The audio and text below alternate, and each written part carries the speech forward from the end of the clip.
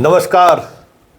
संतोष की रिपोर्ट में आप सबों का स्वागत है। और आज हम संतोष की रिपोर्ट में बात नरेंद्र मोदी की बिहार यात्रा की कर रहे हैं। जी हाँ, पिछले लगभग 4 महीने के अंतराल में चौथी बार आज बिहार पहुंचे हैं और बिहार में आज कई परियोजना का वो उद्घाटन और शिलान्यास भी किया है।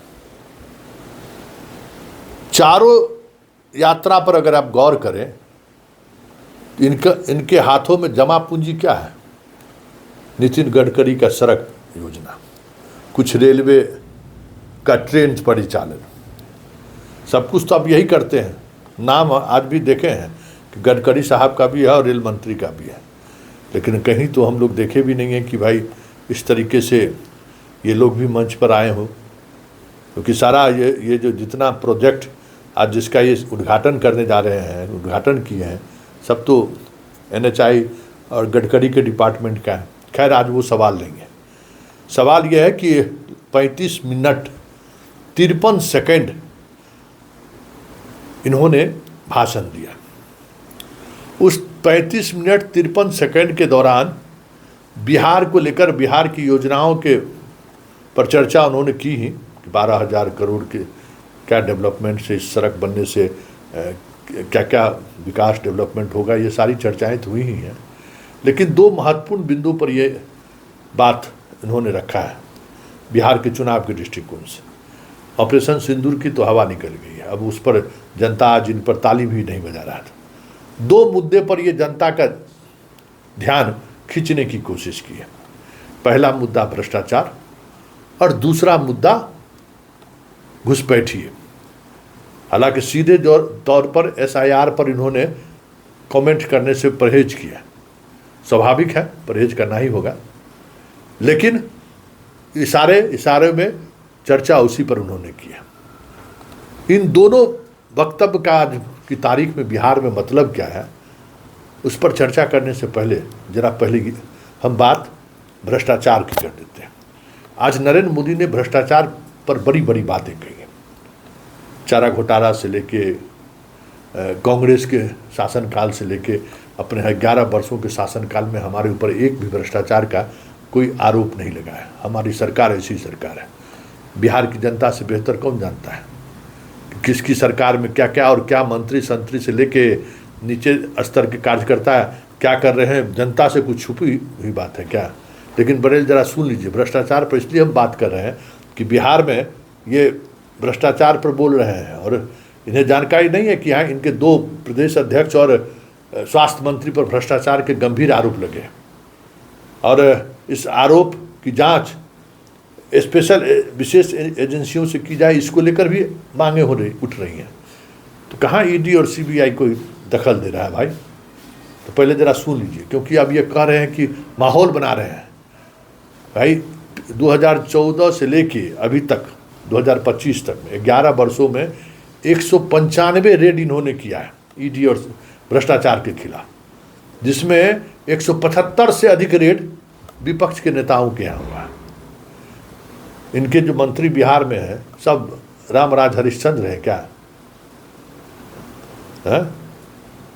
जो चीज़ें चल रही हैं बिहार में, क्या वो रामराज का संकेत है क्या? लेकिन बात कर रहे हैं तो ज़रा सुन लीजिए। भ्रष्टाचार पर हमें लगा था कि जब प्रशांत किशोर भ्रष्टाचार पर जब हमला बोलना शुरू किया है तो शायद मोदी परहेज करेंगे बिहार में भ्रष्टाचार पर बोलने पर, लेकिन उन्होंने परहेज नहीं किया। तो पहले जरा सुन लीजिए भ्रष्टाचार पर कह क्या रहे हैं।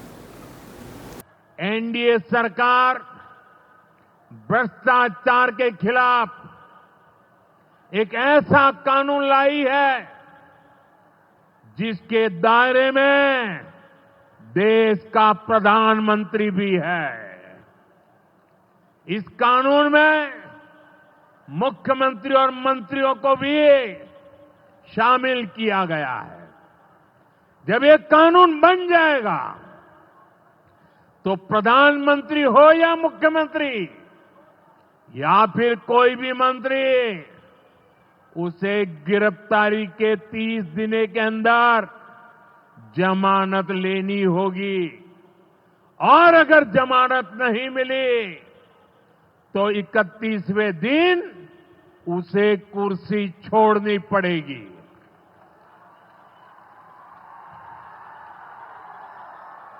आप कहिए भाइयों, जो जेल जाए उसने कुर्सी छोड़नी चाहिए कि नहीं छोड़नी चाहिए? क्या वो कुर्सी पर बैठे रह सकता है क्या? क्या वो सरकारी फाइलों पे साइन कर सकता है क्या? क्या जेल में से कोई सरकार चला सकता है क्या? और इसलिए ऐसा सख्त कानून बनाने की तरफ हम आगे बढ़ रहे हैं। सुन लिए भाई, अब विधायक, मंत्री, संतरी सब जेल गए, उनके मंत्रालय खत्म। सही बात है। तो 2014 से लेकर 2025 के बीच में जरा ये एक भी उदाहरण दे दें कि भाई जिस पर कार्रवाई हो रही थी और जैसे ही इनके पाला में गए, वो रातों रात किस तरीके से वॉशिंग मशीन में धुला के बाहर आ गए। अजीत पवार तो अभी साथे में बैठ के मंत्रालय चला रहा है।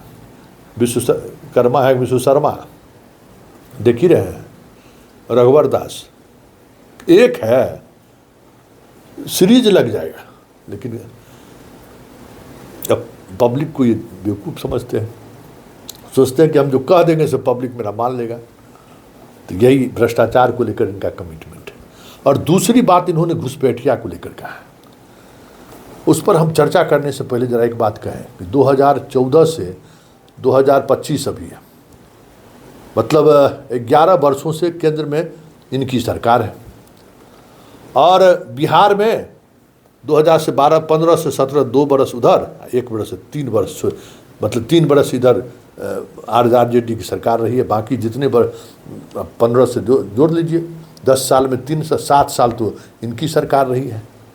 फिर भी अगर घुसपैठिया घुस जा रहा है, हम बिहारियों के क्या कहते हैं ज़मीन पर कब्जा कर रहा है, हमारा संसाधन का इस्तेमाल कर रहा है, तो जिम्मेवार कौन है? बांग्लादेश से घुसपैठिया आ कौन रहा है, कैसे आ रहा है? वहाँ बिहार पुलिस है कि इन्हीं का पुलिस है? और इन्हीं के पुलिस, जिस मंत्रालय का पुलिस है, वहाँ मंच पर बैठे हुए हैं मंत्री जी, उनको पद से रिजाइन दे देना चाहिए। प्रधानमंत्री को भी पद से रिजाइन दे देना चाहिए।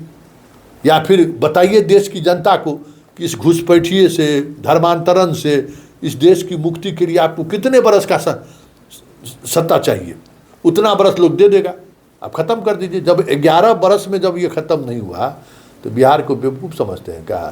तो सुन लीजिए बिहार वालों, क्या टोपी पहना आए हैं मोदी जी, जरा सुन लीजिए आप भी। मैंने लाल किले से एक और खतरे की बात की है, और ये खतरा बिहार पर भी है। देश में घुसपैठियों की बढ़ती संख्या चिंता का विषय है। बिहार के सीमावर्ती जिलों में तेजी से डेमोग्राफी बदल रही है। इसलिए एनडीए सरकार ने तय किया है कि देश का भविष्य घुसपैठियों को नहीं तय करने देंगे। घुसपैठियों को बिहार के युवाओं के रोजगार नहीं छीनने देंगे। जिन सुविधाओं पर भारतीय लोगों का अधिकार है, उस पर घुसपैठियों को डाका नहीं डालने देंगे। इस खतरे से निपटने के लिए मैंने डेमोग्राफी मिशन शुरू करने की बात कही है। बहुत जल्द ये मिशन अपना काम शुरू करेगा। हम हर घुसपैठियों को देश से बाहर करके ही रहेंगे। आप मुझे बताइए, एक घुसपैठियों को निकालना चाहिए कि नहीं निकालना चाहिए? क्या ये घुसपैठिए आपका रोजगार छीनने आपको मंजूर है? एक घुसपैठिए आपकी जमीन पे कब्जा कर ले आपको मंजूर है? ये घुसपैठिया आपका हक छीन ले, आपको मंजूर है? बिहार के आप सभी लोग देश के भीतर बैठे घुसपैठियों के समर्थकों से भी सावधान रहिए। जान जाइए कौन घुसपैठियों के साथ खड़ा है। कांग्रेस और आरजेडी जैसे दल बिहार के लोगों का हक छीनकर घुसपैठियों को देना चाहते हैं।